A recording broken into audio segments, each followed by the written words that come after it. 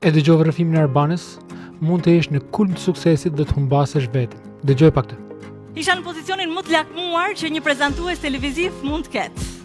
Audienca maksimale, suksesi jashtëzakonshëm, komente në rrjet pafund, rroga me shumë zero, kontrata të rëndësishme marketingu, titull i madh në çdo portal dhe shumë engagement. Unë vendosa të largohesha. Jo pa keqardhje, por sepse po humbisja diçka më të rëndësishme se suksesi, se audienca dhe se parat.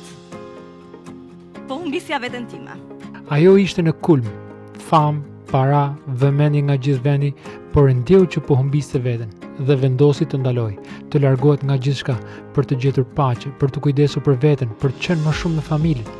Nuk je i dobët kur merr kohë për veten, je i mençur kur kupton fakt që paqja e brendshme vjen më shumë se çdo duartërkitje.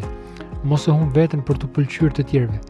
Je ti për brenda, a je njësoj siç dukesh nga jashtë, më shkruaj më poshtë, Zoti Bekov. Por unë kam zgjedhur të jetoj jetën time dhe jo pritshmëritë të tjerëve. E ndoshta kjo është forma më e pastër e guximit.